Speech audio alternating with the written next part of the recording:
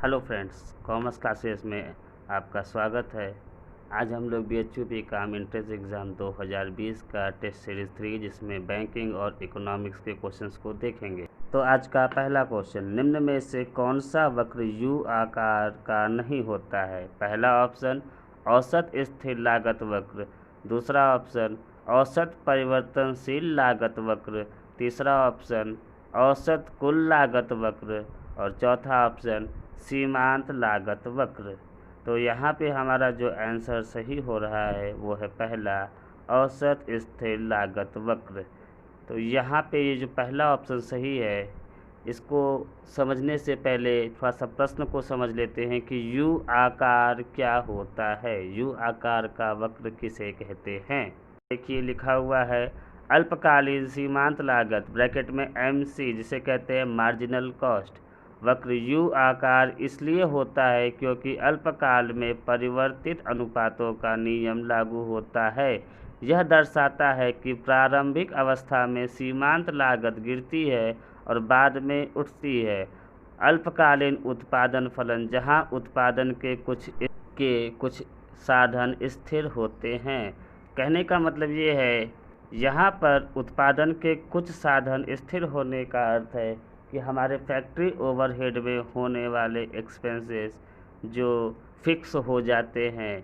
Company के दो प्रकार के खर्च होते हैं या लागत होते हैं, जिसे हम कहते हैं फिक्स्ड कॉस्ट और वेरिएबल कॉस्ट। फिक्स्ड कॉस्ट हमेशा स्थिर होते हैं, उत्पादन घटे या बढ़े इसका उत्पादन पर कोई प्रभाव नहीं पड़ता। जब हम उत्पादन में परिवर्तन करते हैं तो हमारे वेरिएबल कॉस्ट में इंक्रीमेंट होता है। आइए अगला प्रश्न देखते हैं। निम्न में से कौन सा अर्थव्यवस्था में काले धन को नियंत्रित करने का प्रभावशाली तरीका है? पहला ऑप्शन विमुद्रीकरण, दूसरा ऑप्शन मूल्य में गिरावट, तीसरा ऑप्शन मूल्य का अवमूल्यन और चौथा ऑप्शन अपस्फीति। यहाँ पे हमारा पहला ऑप्शन सही होता है विमुद्रीकरण। विमुद्रीकरण क्या होता है, इसे हम आगे कुछ डेफिनेशंस के थ्रू समझने की कोशिश करते हैं। संक्षिप्त तौर पर यह कह सकते हैं कि विमुद्रीकरण वह प्रक्रिया है जिसके तहत किसी देश की सरकार अपने देश की मुद्रा ब्रैकेट में नोट को कानूनी तौर पर प्रतिबंधित कर देती है। प्रतिबंध के बाद उस मुद्रा का कोई कीमत नहीं रह जाती है। उस मुद्रा से किसी प्रकार की खरीद बिक्री, लेन देन और संचित करना भी अपराध माना जाता है।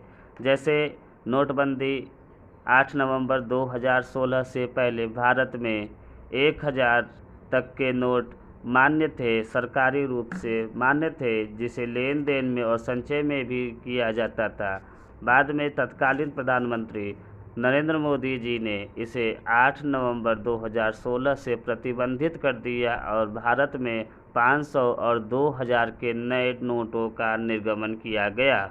नए नोटों के निर्गमन के बाद पुराने नोट अवैध हो गए। इसी प्रक्रिया को विमुद्रीकरण कहते हैं, इंग्लिश में डीमोनेटाइजेशन भी कहते हैं। तो ये समझ लीजिए आप लोग, ये बहुत ही महत्वपूर्ण टॉपिक है। आगे बढ़ते हैं अपने अगले प्रश्न की ओर। यदि हम उत्पादन व्ययों तथा सब्सिडी को हटा दें तो हमें प्राप्त होता है। पहला ऑप्शन सकल मूल्य वृद्धि, दूसरा ऑप्शन सकल घरेलू उत्पाद, तीसरा ऑप्शन शुद्ध घरेलू उत्पाद, चौथा संचालन लागतों पर शुद्ध घरेलू उत्पाद। तो हमारा यहाँ पे पहला ऑप्शन सही होगा, सकल मूल्य वृद्धि। अर्थात सब्सिडी को अगर हम और उत्पादन व्ययों को हटा दें तो हमारे जो सकल मूल्य यानी ग्रॉस प्रॉफिट, ग्रॉस प्राइस पे हमें इंक्रीमेंट दिखाई देगा। ग्रॉस प्रॉफिट ये आप लोग जानते होंगे, क्लास 11th के फाइनल अकाउंट में आप लोगों ने पढ़ा होगा। आइए अपने अगले प्रश्न की ओर बढ़ते हैं। हमारा अगला प्रश्न है, निम्न में से कौन सा भारत निर्माण का अवयव नहीं है? पहला ऑप्शन ग्रामीण आवास, दूसरा ऑप्शन ग्रामीण विद्युतीकरण, तीसरा ऑप्शन कृषि आधारित उद्योग और चौथा ऑप्शन ग्रामीण दूरसंचार सेवा। तो कृषि आधारित उद्योग को यानी तीसरा ऑप्शन जो सही है, इसे हम लोग भारत निर्माण का अवयव नहीं कहेंगे, बल्कि इसे हम कृषि के व्यापार क्षेत्र में वृद्धि करने को कहेंगे। यहाँ पे हमारा तीसरा ऑप्शन सही होता है। आइए हम अपने अगले प्रश्न की ओर बढ़ते हैं। हमारा अगला प्रश्न है RTGS से तात्पर्य। पहला option real time gross settlement, दूसरा option regional teller Google settlement, तीसरा option real teller Google settlement और चौथा option rapid time gross settlement. तो RTGS का फुल फॉर्म होता है रियल टाइम ग्रॉस सेटलमेंट। यहाँ पहला ऑप्शन सही होता है। आइए अपने अगले प्रश्न की ओर बढ़ते हैं। अगला प्रश्न है भारतीय रिजर्व बैंक किस पद्धति के अंतर्गत नोट जारी करती है। पहला है अधिकतम कोष पद्धति, दूसरा है न्यूनतम कोष पद्धति, तीसरा है निश्चित कोष पद्धति और चौथा है अनुपातिक कोष पद्धति। तो भारतीय रिजर्व बैंक न्यूनतम कोष पद्धति के आधार पर नोटों का निर्गमन करती है। इसमें 200 करोड़ रुपए विश्व बैंक के पास भारतीय रिजर्व बैंक को रखने होते हैं, जिसमें 115 करोड़ रुपए सोने के सिक्के या स्वर्ण मुद्रा और 85 करोड़ विदेशी प्रतिभूतियां सुरक्षित कोष के रूप में रखी जाती हैं। आइए अपने अगले प्रश्न की ओर बढ़ते हैं। अगला प्रश्न उपयोगिता के क्रम संख्या आकलन की आवश्यकता है।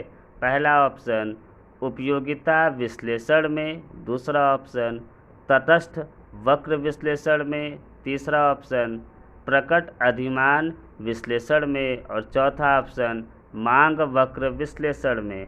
तो यहाँ पे तटस्थ वक्र विश्लेषण यानी दूसरा ऑप्शन हमारा सही है। आइए अपने अगले प्रश्न की ओर बढ़ते हैं। अगला प्रश्न है एक सामान्य वस्तु की कीमत उपभोग वक्र है।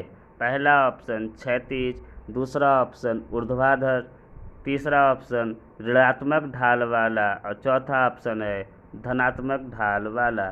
तो सामान्य वस्तु की कीमत का उपभोग वक्र हमेशा ऋणात्मक ढाल वाला होता है। मतलब ये कि जब सामान्य वस्तु की कीमत बढ़ने लगती है तो उसकी मांग में कमी आती है, और जब मूल्य में कमी आती है तो मांग में वृद्धि होती है।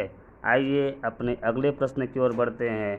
हमारा अगला प्रश्न है किस प्रकार का एकाधिकार नियंत्रण उपभोक्ता के लिए सर्वाधिक लाभदायक है। पहला ऑप्शन कीमत नियंत्रण, दूसरा ऑप्शन एकमुश्त कर, तीसरा ऑप्शन प्रति इकाई कर और चौथा ऑप्शन 2 तथा 3 दोनों। तो हमें उपभोक्ता के आधार पे सोचना है, समझना है और अपने आंसर को देना है। उपभोक्ता हमेशा कीमत को ध्यान देता है। जब भी कोई उपभोक्ता, हम हो या आप हो, किसी वस्तु को क्रय करने जाते हैं तो सबसे पहले हमें प्राइस फैक्टर देखना होता है, उसके बाद हम अपनी क्वालिटी को देखते हैं। आइए अपने अगले प्रश्न की ओर बढ़ते हैं। उपभोक्ता फलन के ढाल को कहा जाता है। पहला ऑप्शन समस्त उपभोग, दूसरा ऑप्शन सीमांत उपभोग प्रवृत्ति, तीसरा ऑप्शन औसत उपभोग प्रवृत्ति और चौथा ऑप्शन उपरोक्त में से कोई नहीं। इसमें दूसरा ऑप्शन सही है, सीमांत उपभोग प्रवृत्ति। मीन्स ग्राहक जब किसी भी या उपभोक्ता किसी भी वस्तु का उपभोग करता है तो उसके सीमाओं में कमी होती है, जिसे सीमांत उपभोग प्रवृत्ति कहते हैं। इसे हम एक उदाहरण के तहत समझते हैं। जैसे एक व्यक्ति को भूख लगा है और उसे 6 रोटी की आवश्यकता है। जैसे ही वो उपभोग करेगा रोटियों का तो तीसरी चौथी रोटी खाते खाते उसके उपभोग में कमी आएगी। इसे सीमांत उपभोग प्रवृत्ति कहते हैं। इसे कुछ परिभाषाओं के तहत भी समझते हैं। परिभाषा है अर्थशास्त्र में सीमांत उपभोग प्रवृत्ति वह मापांक है जो प्रेरित उपभोग को एक संख्यात्मक मान प्रदान करता है। मैंने एग्जाम्पल लिया था पीछे कि 6 रोटियों का एग्जाम्पल, तो ये 6 रोटी क्या है, ये संख्यात्मक मान है जिससे हमें सीमांत उपभोग प्रवृत्ति को समझने में आसानी होगी। आइए हम अपने अगले प्रश्न को बढ़ते हैं। हमारा अगला प्रश्न है, रोजगार एवं आय का प्रतिष्ठित सिद्धांत की अवधारणा है। पहला ऑप्शन पूर्ण रोजगार, दूसरा ऑप्शन अल्प रोजगार, तीसरा ऑप्शन प्रच्छन्न रोजगार, चौथा ऑप्शन पूर्ण रोजगार से अधिक रोजगार। तो यहाँ पे पूर्ण रोजगार का ऑप्शन सही है। क्यों? क्योंकि हमसे रोजगार एवं आय का प्रतिष्ठित सिद्धांत की उपधारणा पूछ रहा है, यानी छोटी धारणा पूछ रहा है। तो यहाँ पे पूर्ण रोजगार पहला ऑप्शन हमारा सही होता है। आइए अपने अगले प्रश्न की ओर बढ़ते हैं। हमारा अगला प्रश्न है कि बैंक दर का अर्थ वह दर है जो, पहला ऑप्शन वाणिज्यिक बैंक बचत जमा पर देते हैं, दूसरा ऑप्शन वाणिज्यिक बैंक चालू खाता जमा पर देते हैं, तीसरा ऑप्शन वाणिज्यिक बैंक अल्पकालीन ऋणों पर वसूलते हैं, चौथा ऑप्शन केंद्रीय बैंक विनिमय बिलों के पुनर्बट्टे पर वसूलते हैं। यहाँ पे हमारा चौथा ऑप्शन सही होता है, केंद्रीय बैंक विनिमय बिलों के पुनर्बट्टे पर वसूलते हैं। यहाँ पे हम थोड़ा बैंक दर को एक परिभाषा के तहत समझने की कोशिश करते हैं। बैंक दर वह दर है जिस पर केंद्रीय बैंक व्यापारिक बैंकों को प्रथम श्रेणी की प्रतिभूतियों पर कर्ज प्रदान करता है। आइए अपने अगले प्रश्न की ओर बढ़ते हैं। अगला प्रश्न है, केन्स के गुणक का हृदय है। पहला ऑप्शन एपीसी, दूसरा ऑप्शन एपीएस, तीसरा ऑप्शन एमपीएस और चौथा ऑप्शन है एमपीएस। यहाँ पे तीसरा ऑप्शन सही है, एमपीसी। एमपीसी का मतलब मार्जिनल प्रॉस्पेरिटी कंज्यूम। आइए अपने अगले प्रश्न की ओर बढ़ते हैं। हमारा अगला प्रश्न है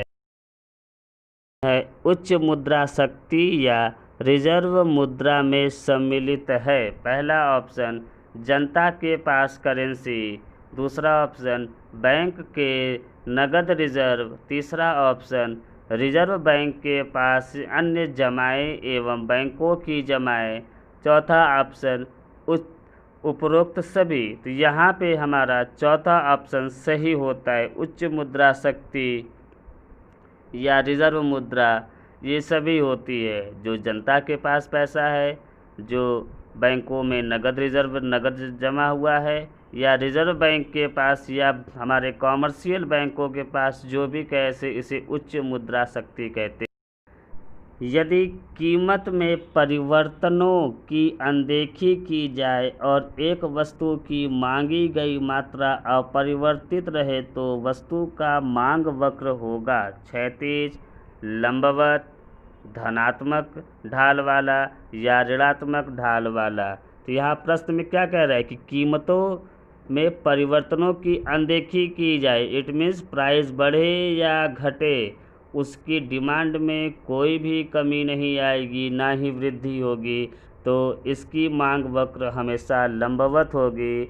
इसका उदाहरण नमक है।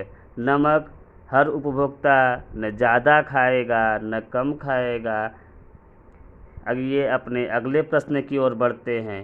एक आईसी का सबसे महत्वपूर्ण लाभ है। इसका पहला ऑप्शन सर्किट फेल्योर की स्थिति में आसान, दूसरा ऑप्शन अत्यधिक उच्च विश्वसनीयता, तीसरा ऑप्शन कम किया हुआ लागत, चौथा ऑप्शन निम्न शक्ति उपभोग। तो यहाँ पे हमारा जो ऑप्शन है वो दूसरा सही है, अत्यधिक उच्च विश्वसनीयता।